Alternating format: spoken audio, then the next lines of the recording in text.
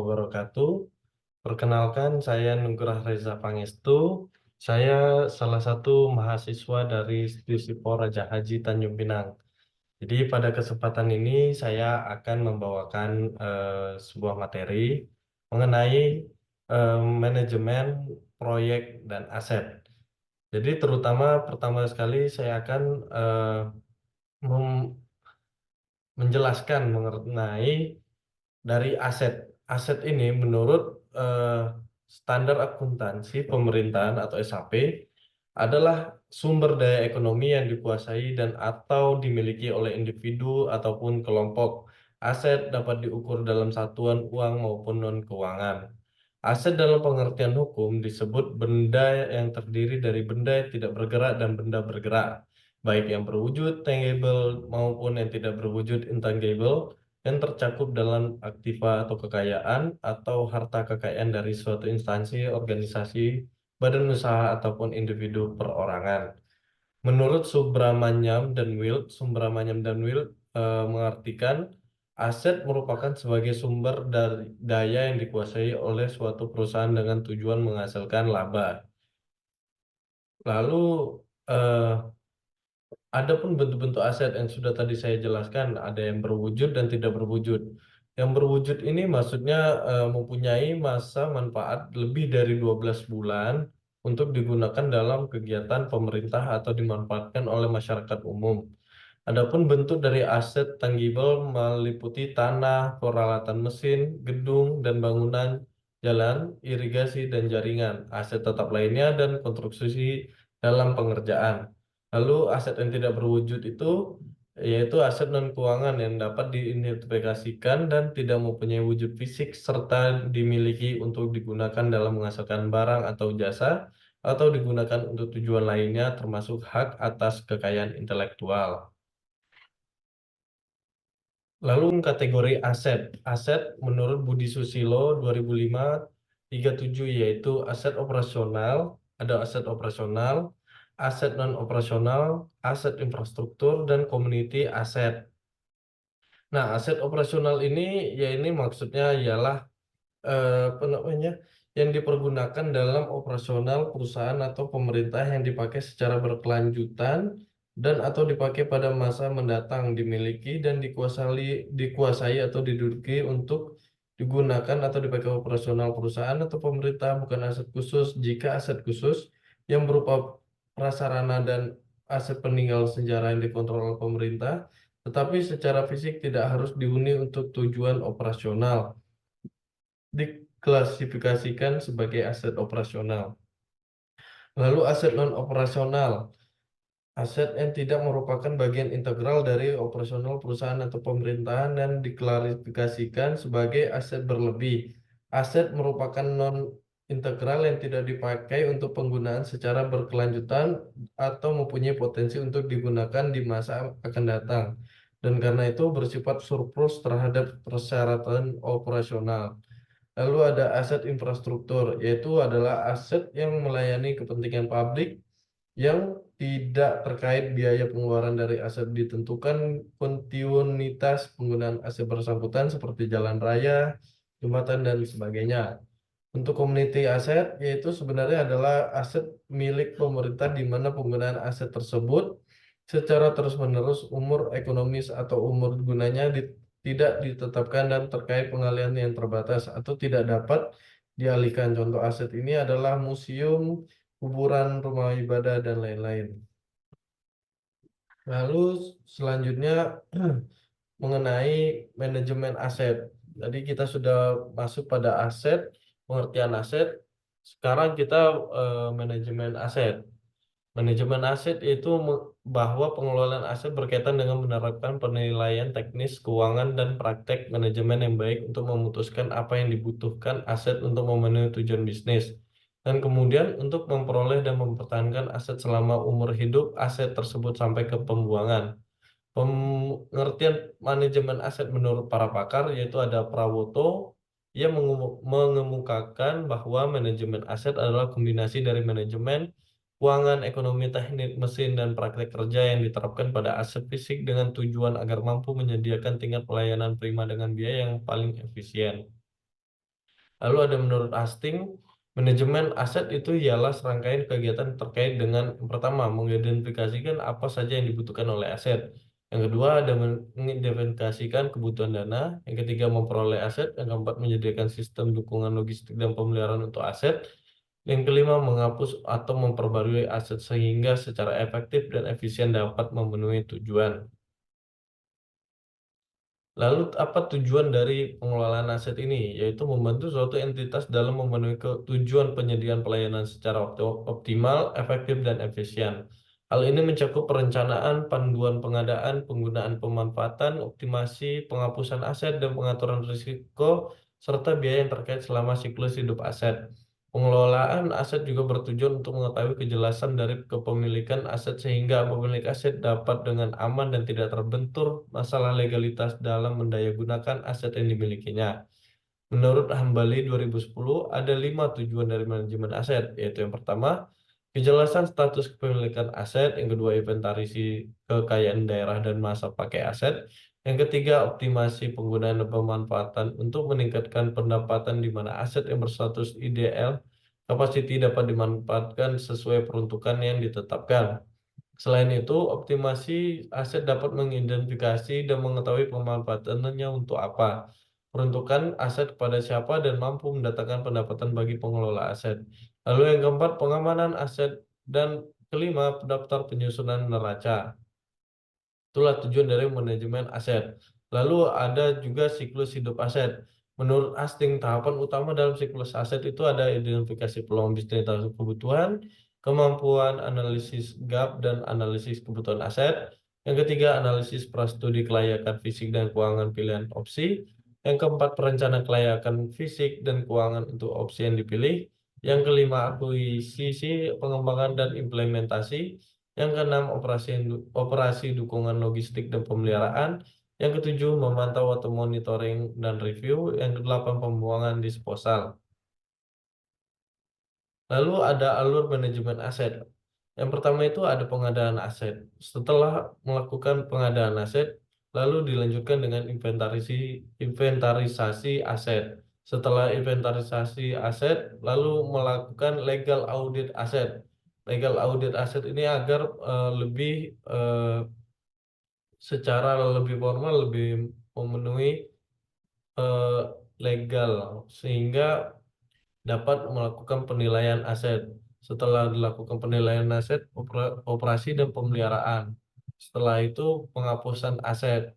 Setelah itu rejuvenasi. Rejuvenasi ini apabila tidak dapat apa namanya digunakan lagi itu rejuvenasi. Setelah itu setelah penghapusan aset maka bisa pengalihan atau pemusnahan aset. Lalu tahapan kerja manajemen aset. Menurut Schreger menyebutkan bahwa tahapan kerja manajemen aset dibagi dalam 5 tahap kerja yang saling berhubungan dan terintegrasi satu dengan yang lainnya, yaitu meliputi inventarisasi aset, meliputi inventarisasi fisik dan yuridis atau legal, legal audit berupa inventarisasi status penguasaan aset, sistem dan prosedur penguasaan dan pengalihan aset. Yang ketiga, penilaian aset di mana hasil dari penilaian aset dapat dimanfaatkan untuk mengetahui nilai kekayaan maupun informasi untuk penetapan harga bagi aset yang ingin dijual.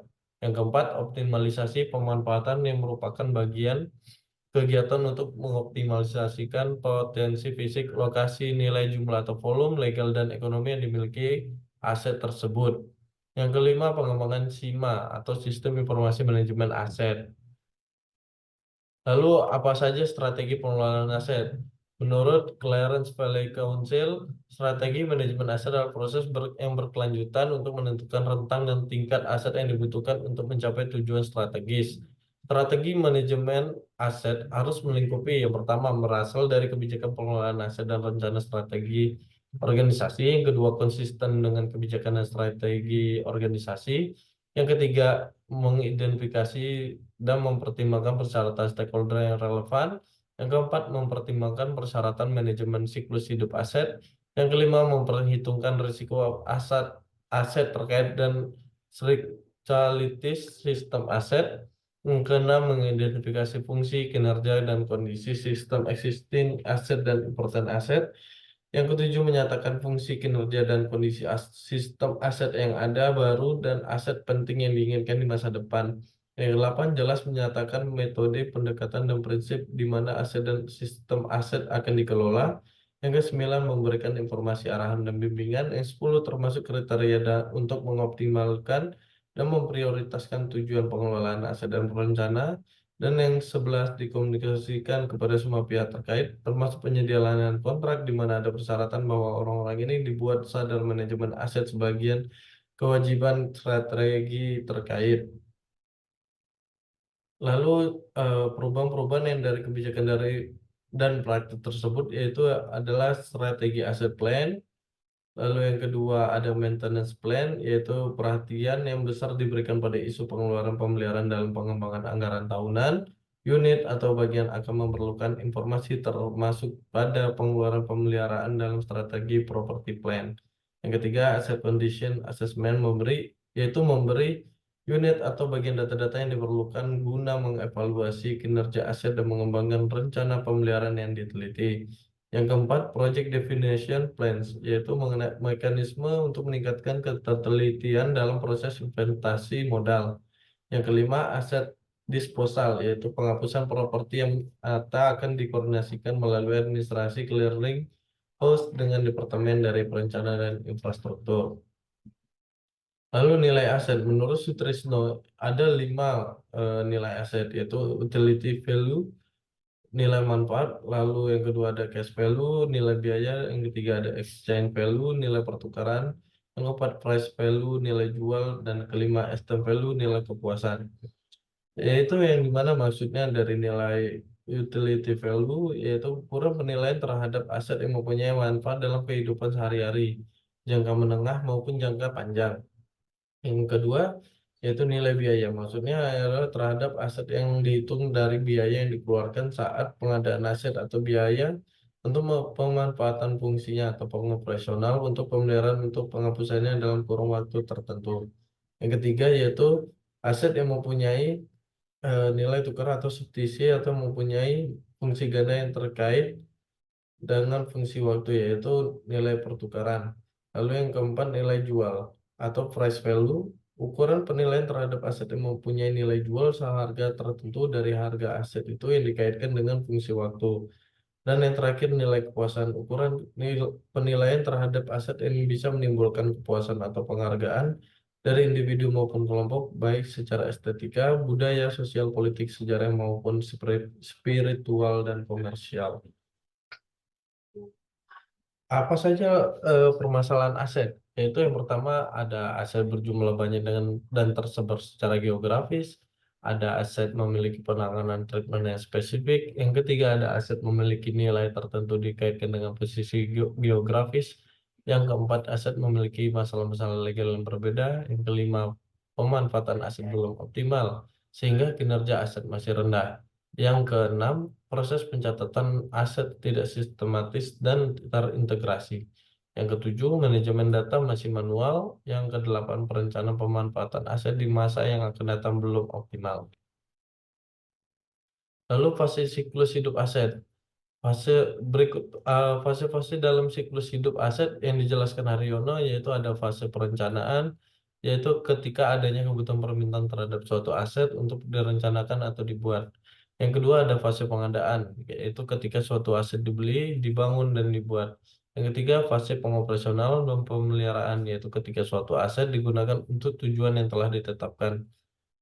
Fase ini mungkin diselingi dengan pembaruan atau perbaikan pembesar-besaran secara periodik, pergantian atas aset yang rusak dalam periode penggunaannya. Dan yang terakhir, fase penghapusan, yaitu umur ekonomi suatu aset telah habis atau ketika kebutuhan atas pelayanan yang disediakan oleh aset bersangkutan telah hilang. Lalu ada fase siklus hidup aset. Fase itu ada yang tadi saya telah sebutkan tadi. Lalu ada ciri-ciri penilaian aset, yaitu ada 4, ada demand, artinya analisis demand merupakan analisis yang merupakan yang mereka inginkan atau butuhkan kemampuan sesuai dengan kemampuan keuangan. Lalu ada utility, yaitu menunjuk pada keuntungan atau benefits dari sebuah aset dan sejauh manakah sebuah aset dapat memenuhi potensial. Yang ketiga, scarcity atau kelangkaan, kondisi ketidakseimbangan antara jumlah kebutuhan dengan apa yang disediakan. Lalu ada yang transferability, merujuk pada proses transfer aset dari satu ke pihak lainnya. Lalu optimalisasi aset itu menurut Blomqvist dan Oldatz menyebutkan bahwa optimasi adalah suatu tindakan, proses, atau metodologi yang membuat sesuatu atau seperti desain, sistem, atau keputusan menjadi sesempurna, sefungsional, dan seefektif mungkin. Dan jika menurut Schreger menyebutkan bahwa tujuan optimasi aset secara umum adalah mengidentifikasi, inventarisasi semua aset meliputi bentuk, ukuran fisik, dan legal, dan mengoptimalkan pemanfaatan aset, terciptanya suatu sistem informasi dan administrasi. Lalu ada manajemen proyek. Jika tadi sudah dijelaskan mengenai tentang aset dan manajemen aset, sekarang kita akan masuk kepada manajemen proyek. Manajemen proyek ini memiliki sasaran dan tujuan yang dibatasi oleh rentang waktu, biaya, dan sumber daya. Sesuatu yang unik datang kejadian tidak berulang kali. Penyelesaian sesuai dengan persyaratan dan spesifikasi yang dirancang memenuhi kebutuhan pelanggan, sehingga hasil terukur dapat dikuantifikasi, sehingga aktivitas direncanakan, dilaksanakan, serta dikendalikan. Eh, Lalu mengapa suatu organisasi membutuhkan manajemen proyek? Karena yaitu mengandung suatu metodologi manajemen proyek yang bermanfaat untuk memenuhi kebutuhan dari proyek dan pelanggan. Lalu meniadakan Theo Hill dengan cara melakukan standarisasi dari pekerjaan proyek yang repetitif, mengurangi jumlah pekerjaan yang mungkin terlewati, menghilangkan duplikasi pekerjaan, mengendalikan schedule, budget, dan sumber daya resources proyek, memaksimalkan pemakaian sumber daya resources. Lalu ada macam-macam proyek, yaitu proyek konstruksi yang mana maksudnya adalah berupa pekerjaan membangun atau membuat produk fisik. Contohnya seperti pembangunan jalan raya, jembatan, pembuatan boiler. Lalu proyek penelitian berupa penemuan produk baru, temuan alat baru, atau penelitian mengenai ditemukannya bibit unggul suatu tanaman muncul di lembaga komersial maupun pemerintah. Setelah produk baru ditemukan atau dibuat, biasanya akan disusul pembuatan secara massal untuk dikomersialisasikan. Lalu ada juga proyek yang berhubungan dengan manajemen jasa, muncul dalam perusahaan maupun instansi pemerintah, berupa seperti perancangan struktur organisasi, pembuatan sistem informasi, manajemen, peningkatan produktivitas perusahaan, dan pemberian training. Lalu perencanaan proyek. Perencanaan itu adalah suatu tahapan dalam manajemen proyek yang mencoba meletakkan dasar tujuan dan sasaran sekaligus menyiapkan segala program teknis dan administrasi agar dapat diimplementasikan. Adapun filosofi perencanaan yaitu aman, keselamatan terjamin, efektif, produktif. Produk perencanaan berfungsi sesuai dengan harapan dan efisien. Produk yang dihasilkan hemat biaya, mutu terjamin, tidak menyimpan dari spesifikasi yang ditentukan. Lalu perencanaan tahapan konseptual proyek. Yang pertama itu ada kerangka acuan kerja atau term of reference. Rangka acuan KAK adalah produk yang dibuat oleh owner atau pemilik proyek untuk penyelesaian proyek yang akan diajukan kepada konsultan perencana, baik berupa tender, terbuka, maupun menunjukkan langsung. Lalu yang kedua yaitu studi kelayakan proyek. Studi kelayakan proyek menganalisa manfaat proyek dengan menganalisa aspek-aspek seperti tinjauan aspek pasar dan permintaan, aspek teknis, tinjauan aspek manajemen dan koordinasi pelaksanaan proyek, tinjauan aspek finansial, dan tinjauan aspek hukum. Dan yang ketiga yaitu detail engineering design. Setelah hasil studi kelayakan proyek memenuhi kriteria pemilik proyek, selanjutnya dilakukan penyusunan perencanaan proyek yang lebih terinci dalam bentuk paket pekerjaan atau WPS. Susunan organisasi proyek, rencana anggaran biaya, jadwal induk atau master schedule, perhitungan dan rancangan teknis, spesifikasi umum dan teknis, gambar kerja kelengkapan administrasi lainnya. Pada fase ini biasanya memiliki proyek menugaskan konsultan perencana melakukan perencanaan teknis terhadap seluruh kebutuhan proyek. Lalu ada perencanaan proyek, perencanaan tahapan konseptual proyek, yaitu maaf,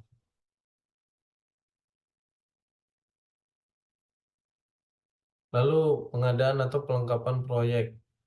Jenis-jenis pelelangan. Pelelangan umum atau terbuka yaitu metode pemilihan penyediaan barang atau pekerjaan konstruksi atau jasa lainnya untuk semua pekerjaan yang dapat diikuti oleh semua penyedia barang atau pekerjaan konstruksi atau jasa lainnya yang memenuhi syarat. Pelelangan terbatas yaitu metode pemilihan pekerjaan konstruksi untuk pekerjaan konstruksi dengan jumlah penyedia yang mampu melaksanakan diyakini terbatas dan untuk pekerjaan yang kompleks.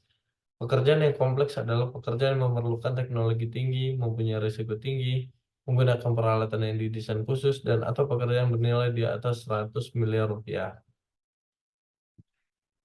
Pemilihan langsung. Dalam hal metode pelelangan umum atau pelelangan terbatas dinilai tidak efisien dari segi biaya pelelangan.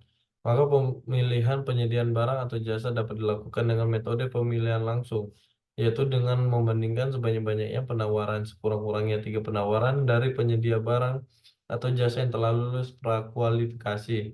Lalu yang kedua, pengadaan langsung. Pengadaan langsung yaitu pengadaan barang atau jasa langsung kepada penyedia barang atau jasa tanpa melalui pelelangan, seleksi, atau penunjukan langsung dapat dilakukan terhadap pengadaan barang atau pekerjaan konstruksi atau jasa lainnya yang bernilai paling tinggi 200 juta.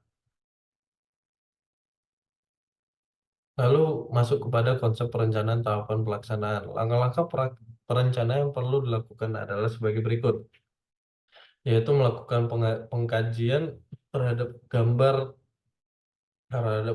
rencana dan spesifikasi teknik proyek yang ada, agar bila tidak sesuai dengan kondisi pelaksanaan dapat disempurnakan dengan melakukan konfirmasi ke konsultan perencana, melakukan perhitungan yang teliti terhadap volume pekerjaan, kebutuhan material, peralatan, serta tenaga yang digunakan.